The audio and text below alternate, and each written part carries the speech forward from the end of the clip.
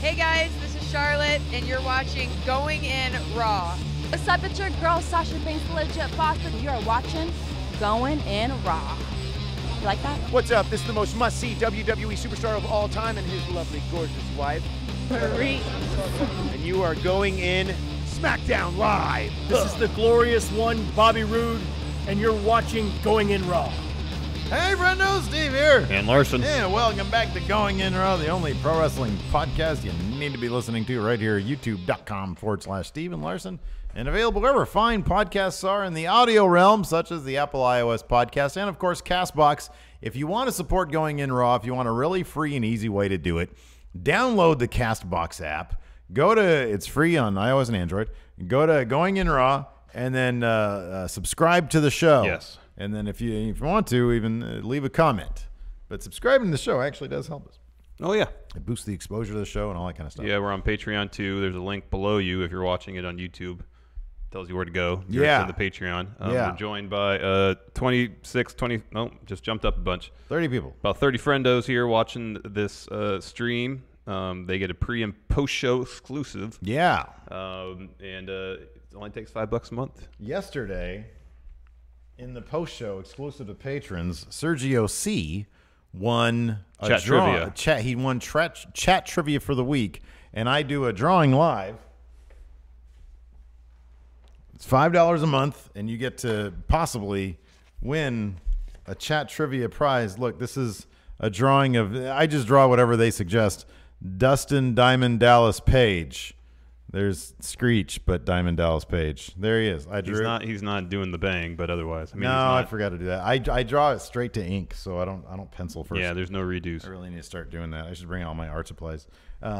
So you get to, it's a fun way to support Going In Raw. Mm-hmm. And then of course we're also on.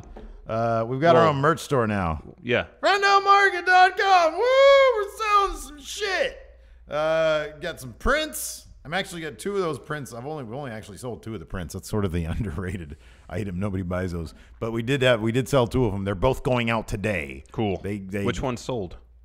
I I saw one was the Going In Raw one, and then the comic book cover one. Gotcha. But also, the big item, of course, is the Slayest T-shirt sticker pack along with the postcard. It's at $30 right now, but you never know when another sale is going to happen. Happen anytime. I do them often. They're called flash sales. They're called flash sales. We just do it for a short little stretch. Exactly. Usually for me, though, I forget that it's supposed to be a short little stretch. And So it's a bit longer than a flash sale. It's just a sale. Flash plus. Yeah. Yeah, check it out, FriendoMarket.com. Every month we're going to have new stuff there, so that's very exciting. Yeah. Oh, we also still have a ProWrestlingTees.com. Yeah. All the stuff that's been there is still there and will continue to be there, and we'll add new stuff there eventually. Yeah. I got an idea for a Chill Roman shirt. Just got to get to it. Yeah, it's great. We'll still put stuff over there, but the premium stuff, The special stuff. the stuff that we pack, especially that's the biggest thing. Yeah, we pack all those things. We pack all that stuff. Spent, 45 minutes yesterday packing about 40 orders. Mm-hmm, that's right. Yeah. I printed up just like a couple today. I had plenty of time. You literally were an hour late, or later than usual. Yeah. So, but I didn't. That's fine. I just watched NXT. I mean, we got chilled. this. We got to do Matt chat. Yeah, I figured today we got like a bunch. I got to do B-roll for sneaker vlog. Check that out Saturday afternoon coming up on the Friendoville channel. Yeah, youtube.com/Friendoville. Larson's got a sneaker vlog coming up. It's great. Yeah. First episode. And then if we have time, we can figure out what we're going to do for count out, I guess.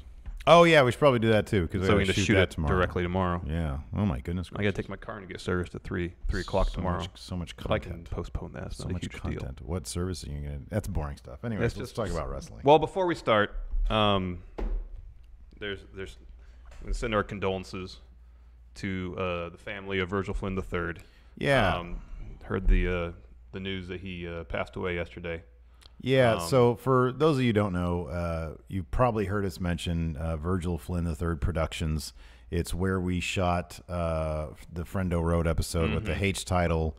Adam Mayhem, of course, he was one of the regulars there. We've attended the shows. It's a lot of fun. He's a sweet, sweet human being. He passed away suddenly and shockingly yesterday. And so, yeah, like Larson said, our condolences and sympathies go out to the family of Virgil Flynn. it was the response on Twitter yesterday was pretty amazing. It was. People from all over the wrestling world, chiming in. Virgil, he'd been wrestling for a very, very long time. He had his own school here, where he taught. I remember when we first started going to shows again here after I moved back in 2009. Yeah. At SPW, and he was on, I believe, the first card we ever went to. Yeah. So he's a bit of a local institution in the local wrestling scene, not just in Sacramento, but I think the larger Northern California area. Yeah. So it's really sad. And again, our hearts go out to his family, and our condolences. Yeah, absolutely. So today we're going to be talking about 205 Live and NXT, as we usually do on Thursdays. I liked both these shows. 205 Live was really good. You can't go wrong if you have Lio Rush and Akira Tazawa in a match. You can't go wrong with that. My interest in Noam Dar has been reinvigorated with his return because he's doing really, really good work. It's so funny how night and day it is between what the show was back when he got injured, when it was just goof time. I know now, and then now when it's like, oh, this dude is like super young and he's a super good wrestler, so let's actually show that. And he's ripped. How'd you like this match? It was a good match. It was really good. I really liked the fact that they allowed Noam Dar to showcase what he could actually really do, the full breadth of what he can do. Yeah. 'Cause I feel like prior to this, we never got to see his, or at least since the Cruiserweight Classic, we never got to see his technical skills. And you put him in the ring and get someone who's a very good technical wrestler like TJP. Yeah. And, there were several sequences where it was just technical mat wrestling, and they were doing moves and reversing and countering and sinking moves in and trying to find a way to get out of it, and it was great. Yeah, and it told a fantastic story by the end. So partway during the match, TJP started focusing on Noam Dar's knee. The surgically reconstructed knee of Noam Dar. Yeah. And he'd alternate between that and then working over the upper body, back to the knee, upper body. He wasn't just focusing merely on one limb, but several. Yeah. Or at least a couple. And by the end of the match, Noam Dar's knee was just too compromised to continue. TJP put in the knee bar. Noam Dar, surprisingly, I thought the finish was a bit surprising. Noam Dar had a tap. So you expect the guy when he comes back, especially with Dar having a United Kingdom title shot coming up soon. Thought they'd be booking him strong for a while. But I guess the idea is to rather than to give a returning wrestler a bunch of wins in a row, to actually work on storylines with them, which is kind of nice. Which I really like. Yeah. I thought, here's the thing. I will always be very happy when, a win makes sense. I would much rather, I'm not a big fan of, somebody comes back and boom, like I thought his debut or his return against TJP was fantastic, catching him off guard basically. But, he's been gone for a long time for a reason, because he had a busted up knee. And so to have TJP target that and get a win in a very logical manner in the second bout makes all the sense in the world, because then that takes us to the rubber match. Yes. Where I'm sure Noam Dar will probably go over. Yeah, he'll have to overcome. He'll have to the obvious target he'll have, his knee. He'll have to defend it. TJP exactly. will aggressively go after. Yeah. Exactly. So I like it because it gets gets us 3 or 4 good weeks of story, or at least, they'll probably wait another couple weeks to do the next one. No, I really liked it. What's up? That smelled food. It does smell like food. Yeah, I'm hungry. It's not me. Usually I'm eating lunch about now, so.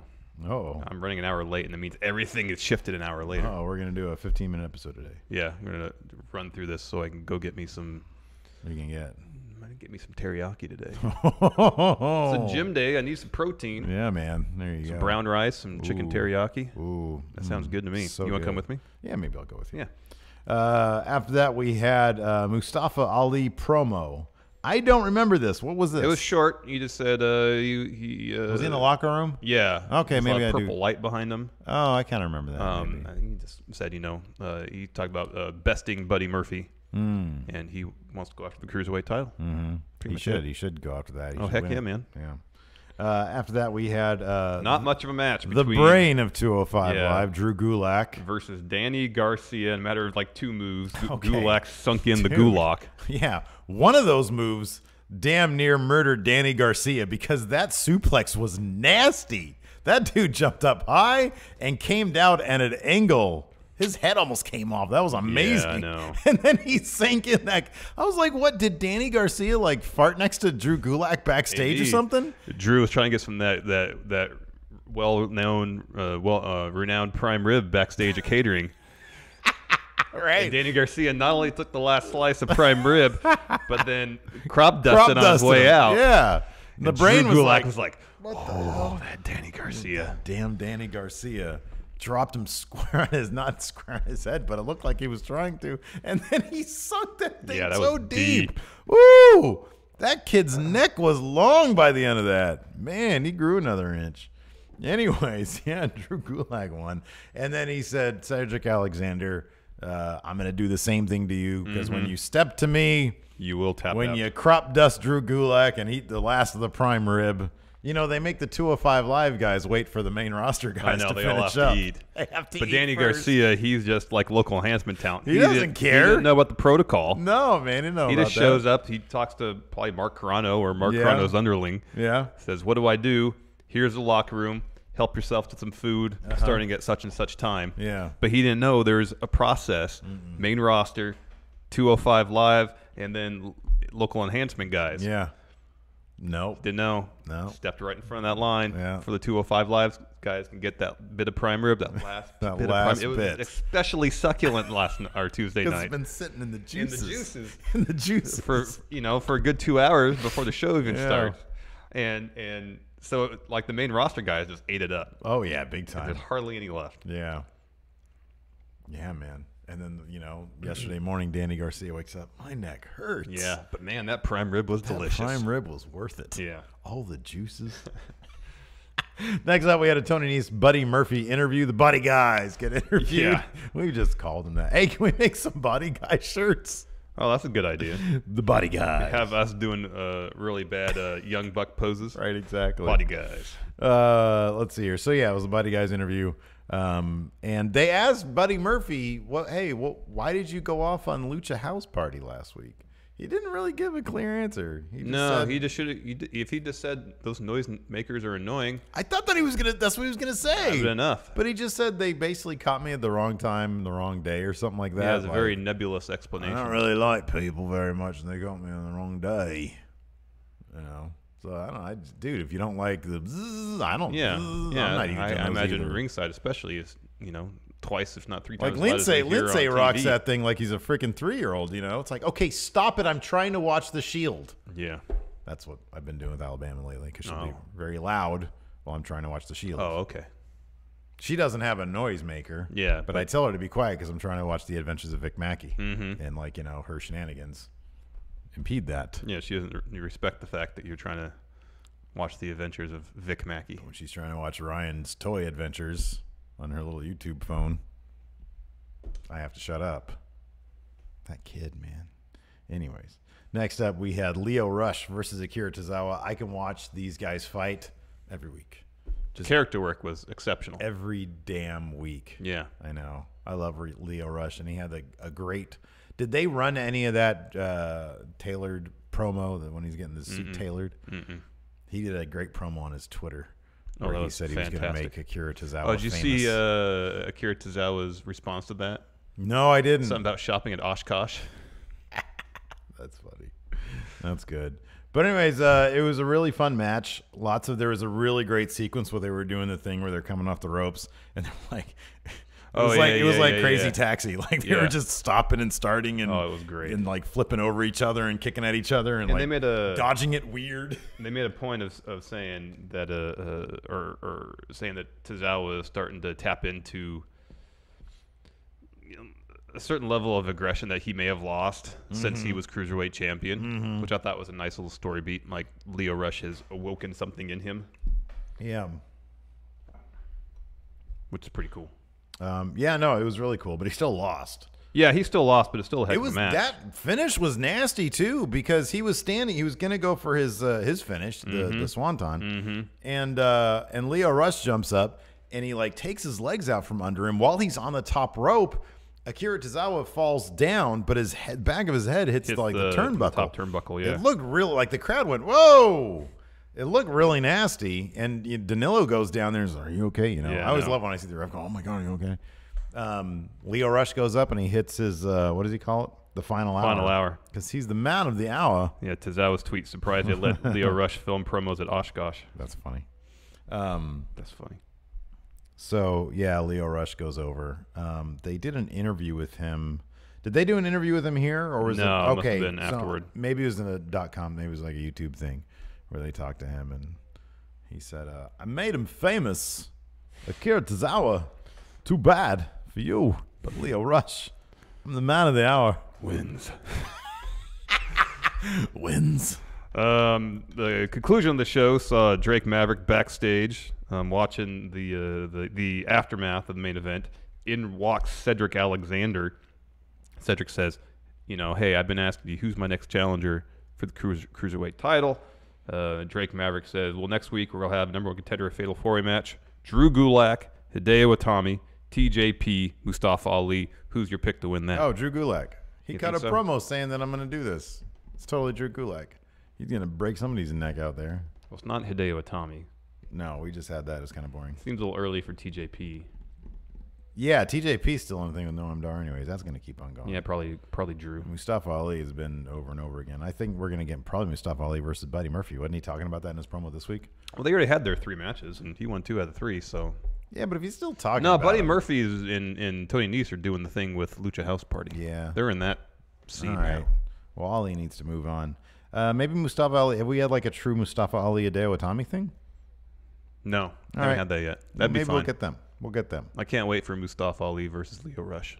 Can't wait for that. Do you see anybody besides Gulak going over here? No, that's probably the most sensible. It's got to be Gulak. He should pick up that title too.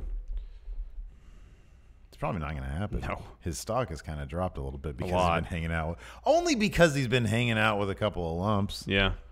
Boy, Jack Gallagher does not look like he wants to be. He looks like he does not want to be there. Brian Kendrick really doesn't look like he wants to be there either. Oh, I think he's fine. I think he's happy. I mean, a few weeks ago, it looked like he didn't want to be there. He's like, oh, Nolan Ryan. What? The baseball guy? He picked up a shirt, Slayer shirt.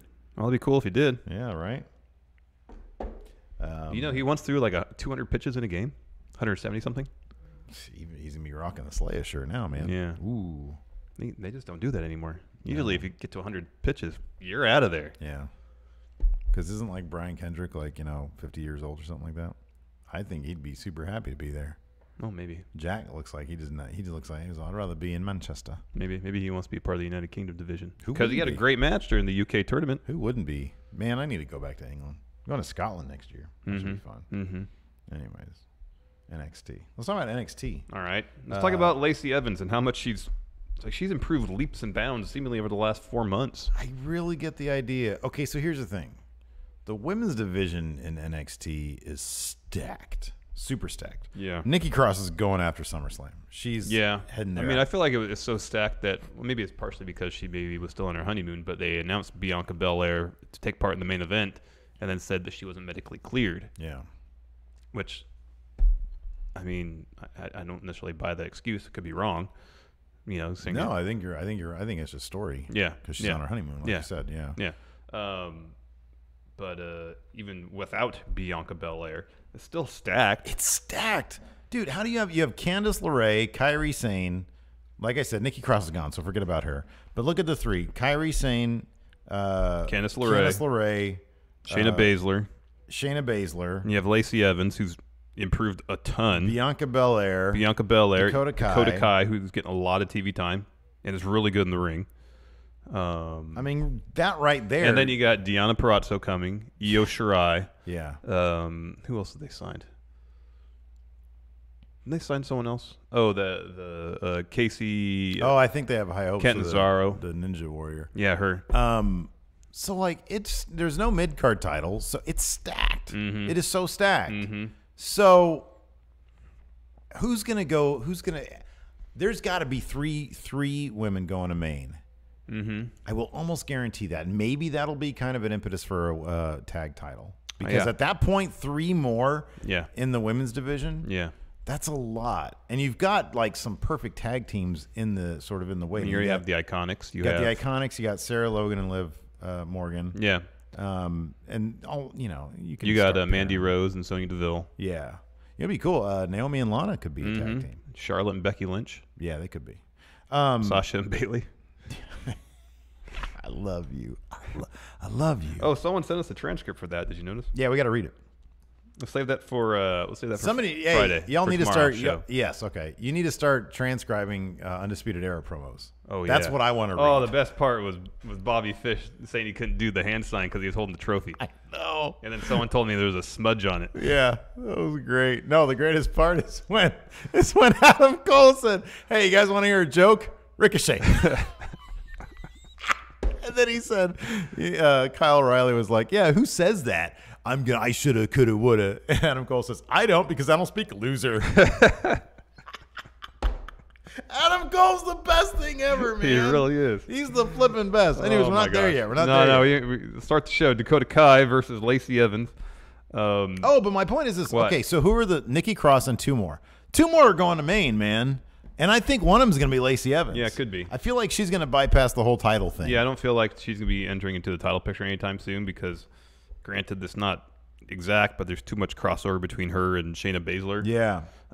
They seem really high on her. Yes. She has improved a great deal. Oh, her punch is great. I know. I mean, even just her general moveset's good. And she embodies her character. She pulls it off convincingly. Yeah.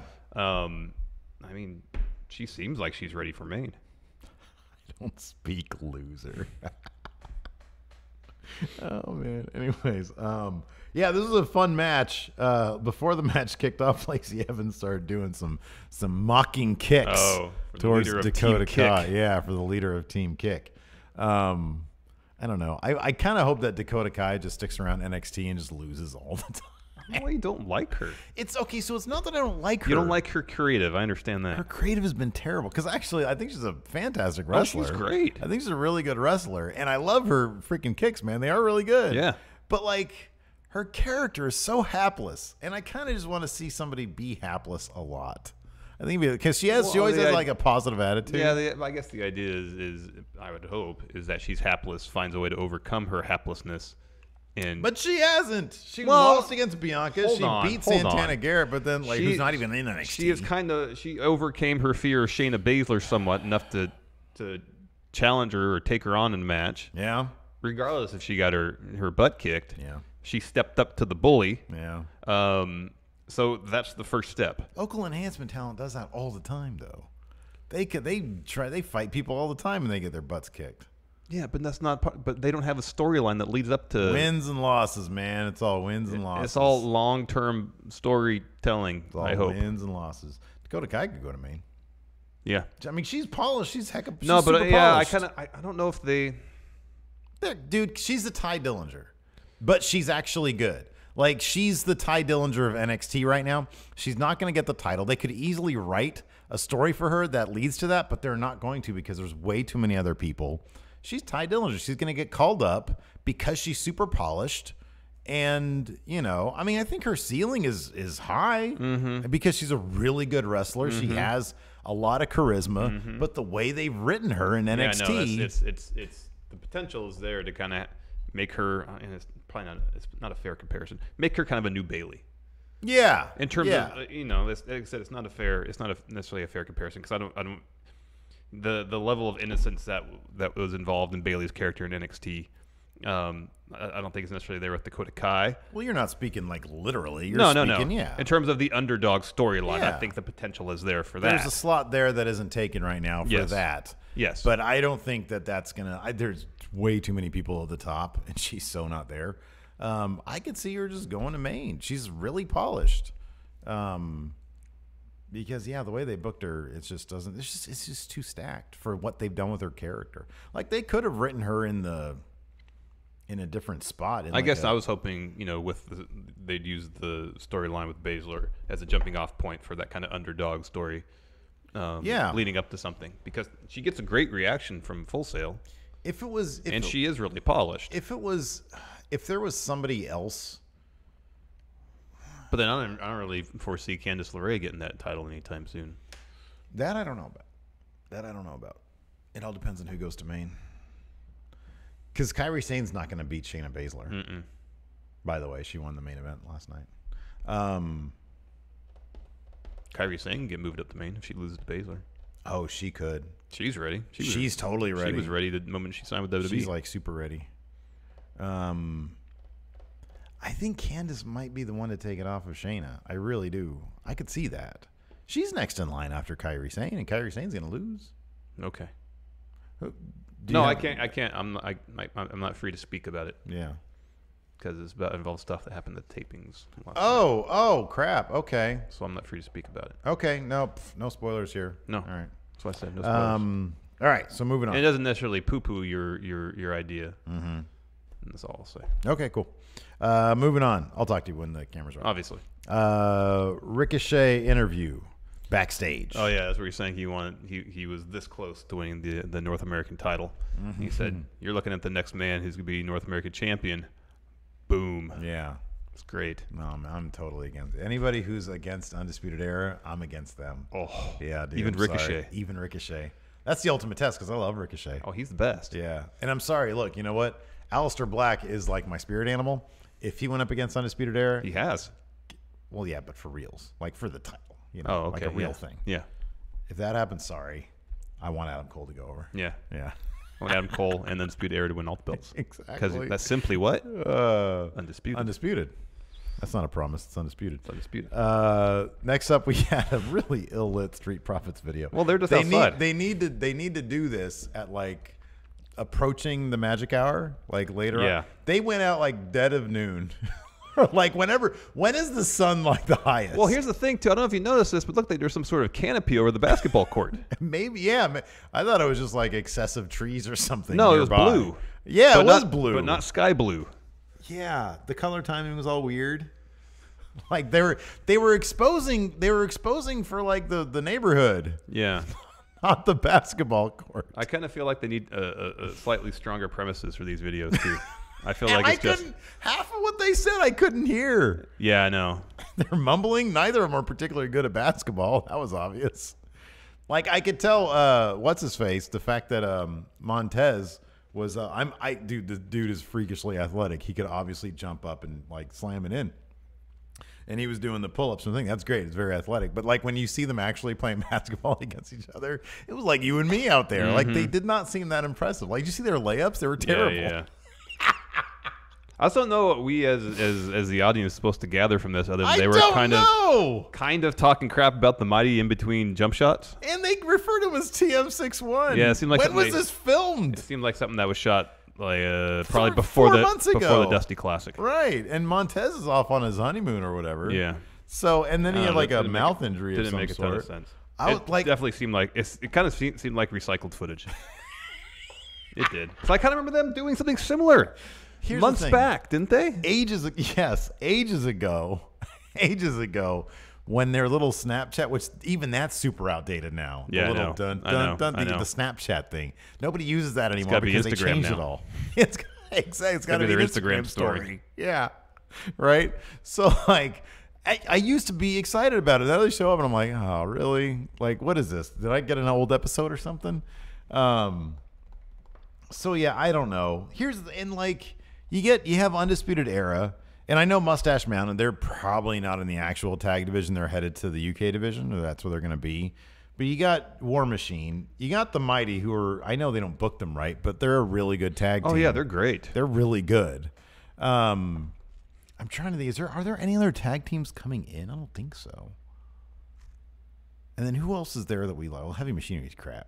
But even, I'll say this about Heavy Machinery, just by virtue of the fact that they've been there. They've actually been around. They've kind of surpassed Street Profits in terms of like, you know. Well, there's Lorcan and Birch. You mentioned them. Oh, they're good. Yeah, they're good. So I don't know where Street Profits fit in, man. There was so much potential with them when they first debuted. Yeah. And then they had them lose to Authors of Pain twice. But here's the thing, though. When you go away and make a big return, or when you return, people are supposed to be hyped about it. Like, they've been gone for reasons they never really wrote into the story. And they return with like a cheesy park segment where they're hanging out playing basketball or whatever. Like, and I'm not excited about it.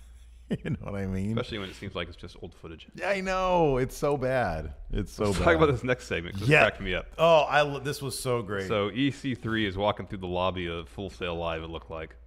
He handed a T-shirt to somebody. Yeah. He happened to have it in his back pocket. He was like kind of high. He's a face, isn't he? He's a face. Well, he's going up against Kona Reeves now, so yes. Right. But even before that, so he's walking through the lobby, right, at Full Sail or whatever, wherever they are, and he's being super nice to people. Some dude's like, hey, you want to take a selfie? And EC3 says, of course. And he gets in there, or he does 3, whatever. And then he says, tag me on Instagram.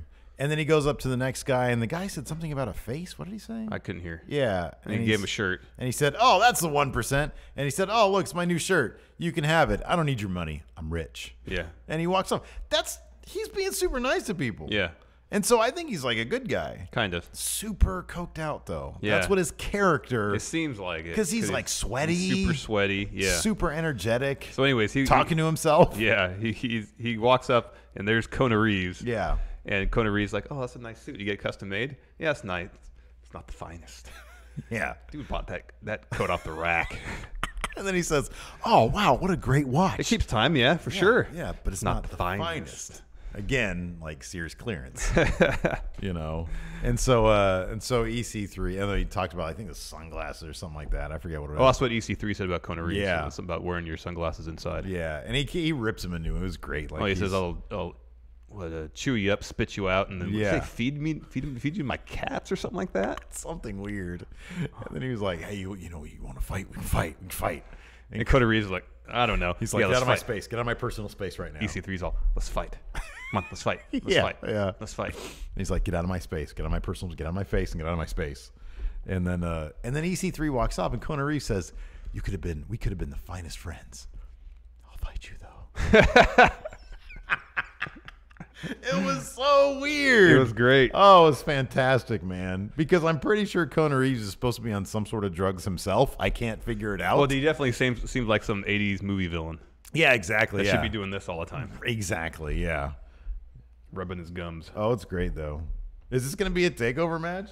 Oh, no, I don't think so. Kona Reeves is not on takeover yet.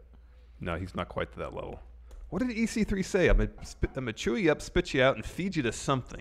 Oh, I forget. And I rewound it and turned up the volume a little bit, and I couldn't understand it. So if anybody in chat knows, please tell us. That's so funny. Next, not much of a match. Cassius Ohno versus Rick Ramirez. Alex C in chat says EC3 is on the high quality coke.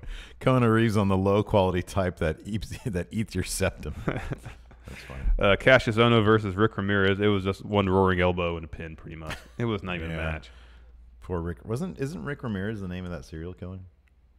Oh, maybe. Oh, it was my cats. Okay, I got that right then. Who was on the dating game? The serial killer and the wasn't it Son of Sam? That wasn't Son of Sam. No, the Night Stalker. I thought that was Rick Ramirez. Maybe was it was something Ramirez, the one in L.A., right? Oh, Stevie Bradley, place an order for a "Hey, you're not me" print. I thought it was Richard Ramirez. It's the name of the Night Stalker. Richard Ramirez. Yeah, Rick Ramirez. Oh no. Well, oh no. Oh no. Cassius Ohno just put down the Night Stalker. He destroyed him with that knee or that elbow. Sorry.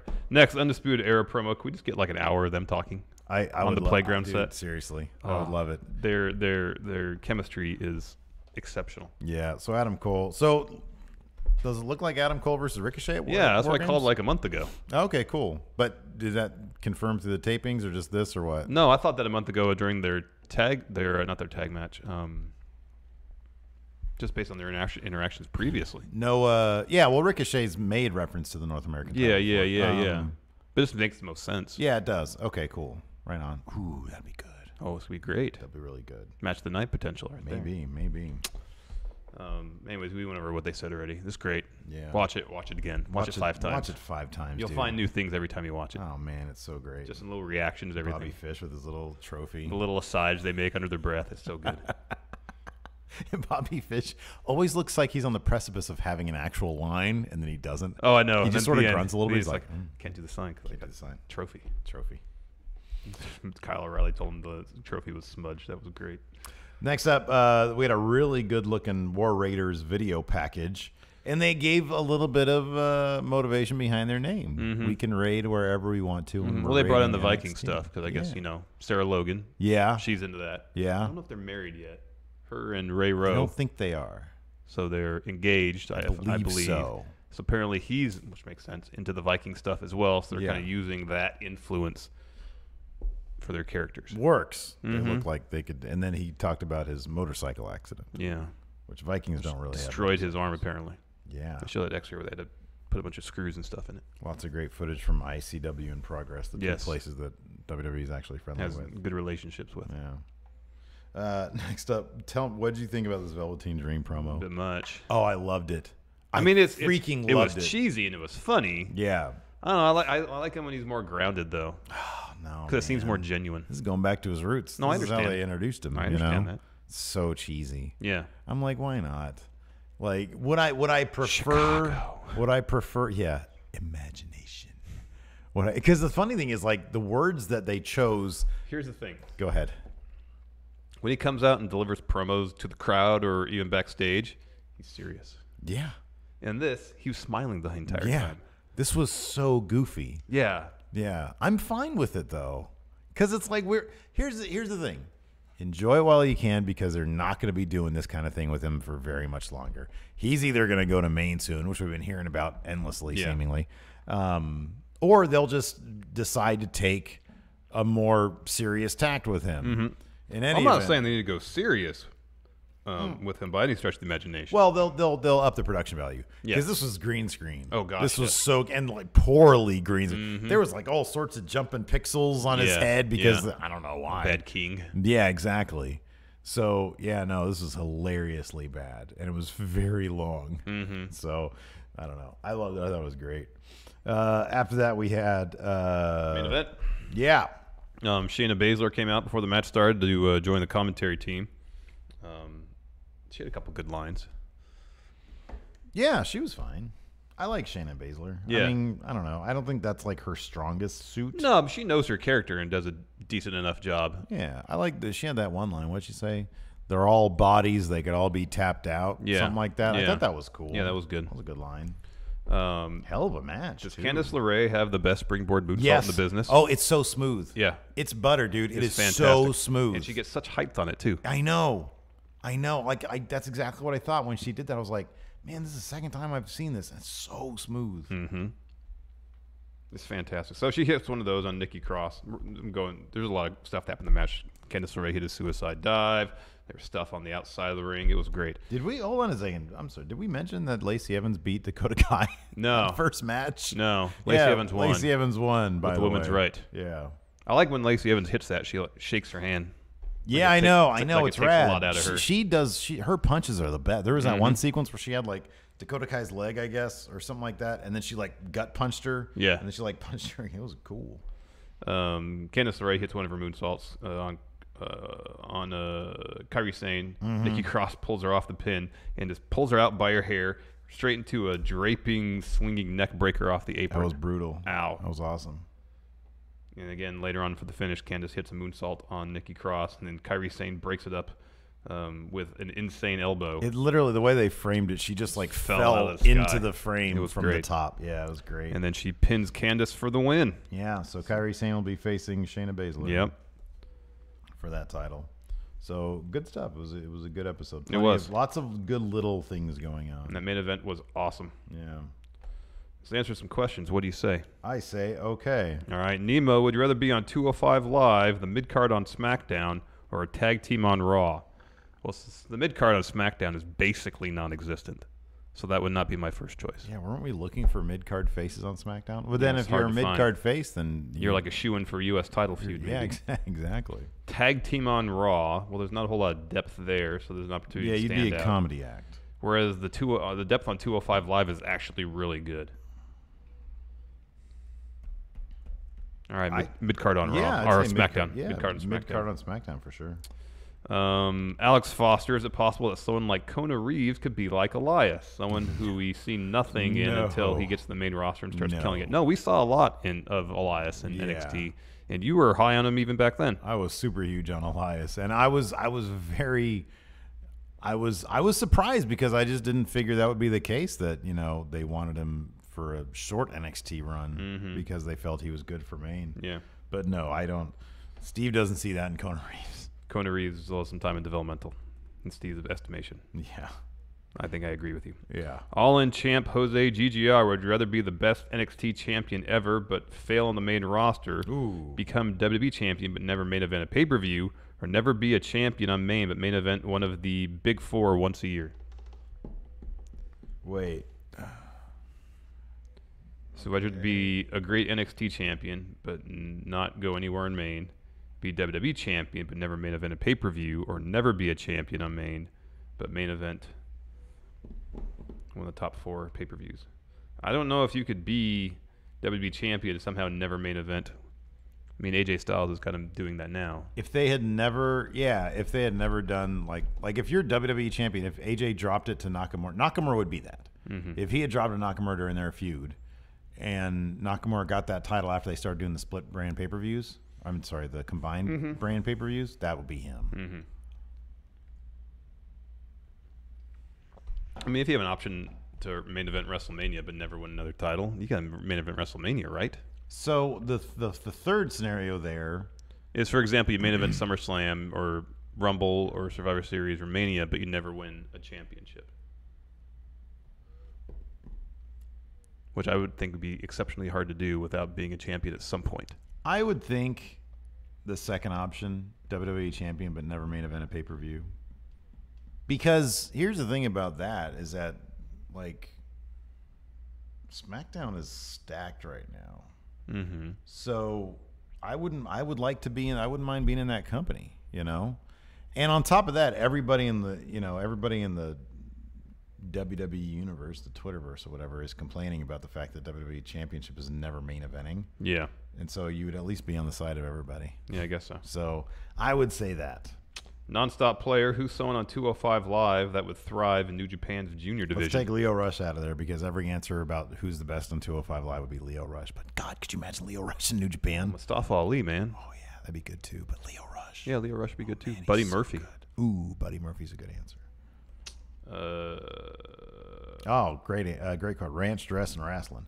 Who sells their own frog splash better?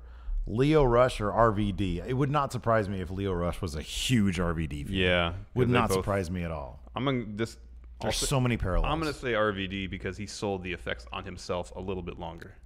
Okay. Yeah, like he struggled to get to the pin. Yeah. Yeah, I see you. Yeah, okay. Yeah, it looked like it hurt. Yeah, looked like it hurt him. Hey, Lio Rush does a good job with that, though. He bounces so high. Yeah, he does.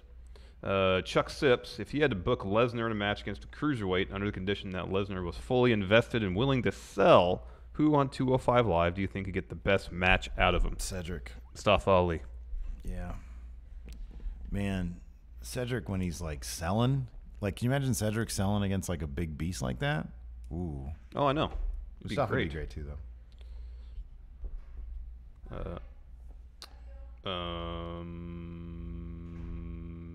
JC Zephyr, do you think Lio Rush is the person to throw in Cedric Alexander for the Cruiserweight Championship? Yeah, it could be. I don't see Gulak doing it. It's either going to be Mustafa Ali if they're going to do it soon, or if they're playing a longer game, it'll be Lio Rush. Yeah. Yeah, I don't know. I like how they treat that title, though. It's defended like... And it's the maybe prize once a month. The prize everybody's going after. Yeah, I know. It's perfect. It's how like wrestling should be. Elias Gould with NXT announcing the return of War Games. War Games. Do you think we'll see NXT USA versus NXT UK? Ooh. It should be Undisputed Era versus British Strong Style. Get a third team of 3 in there. Ooh, yeah. But I don't know who that third team of 3 would be. I don't know, man. I like that though. You see, so I don't necessarily think that should be War Games. But at some point, once like NXT UK is a year firmly established, yeah. What if it's, say, Ricochet and War Machine? Because Undisputed Era did mention War Machine in their promo. Oh yeah. Oh yeah, there you go. That'd be good. That way you get potentially all the major feuds in play. Yeah. Undisputed Friendo Logdats. Who would you rather see Black defend his title against? Peter Dunne, Ricochet, or EC3? Pete Dunne. Ricochet. Mr. Lipkin Unlimited, should Gargano and Ciampa have the first ever Hell in a Cell match in NXT? Nah, they don't need that. I don't think they'd ever do that either. They should have... what's another... We've probably answered this question before, but I'm trying to think now. What's another WCW... Oh, gimmick match? Gimmick match. Spin the wheel, make the deal. You love that. Spin the wheel, make the deal. You saw that poster by your desk? The one with where's it over here? The one with Cactus Jack and Vader. For Halloween Havoc for that match. I think it's up there. Try to find it somewhere over there. Yeah, I thought I saw it over there too. Anyways, that'd be it. Spin the wheel, make the deal.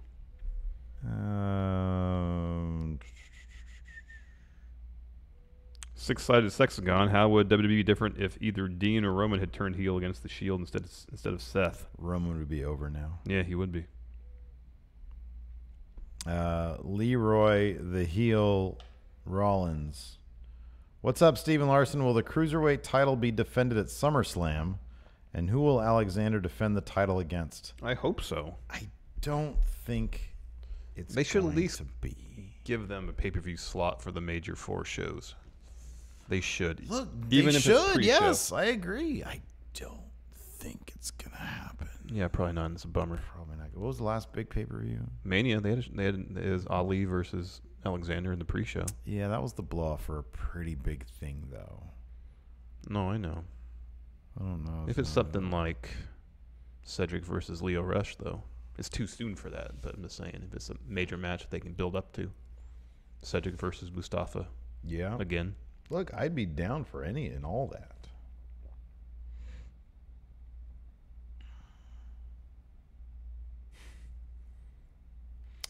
Tim Morris, what is your opinion on Nixon Newell now going by the ring name Tegan Knox? I kind of don't care. We haven't seen her on TV under any name. Yeah. So it's not like we had.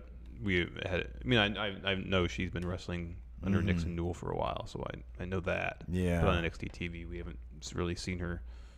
So I don't really have a name associated with her yet. Tegan Knox isn't the worst name in the world. It's a decent name. It's better than Dominic Dijakovic.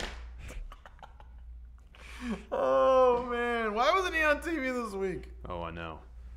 Penultimate Tommy Wiseau, what are some of your favorite matches thus far this year? Maybe a top 10. For him, it's Tanahashi versus Suzuki at New Beginning. That was good. Madison Eagles versus Deano Purrazzo submission match at Shimmer 101. Check that out.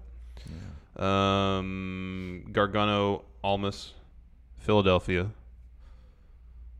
Omega Okada at Dominion.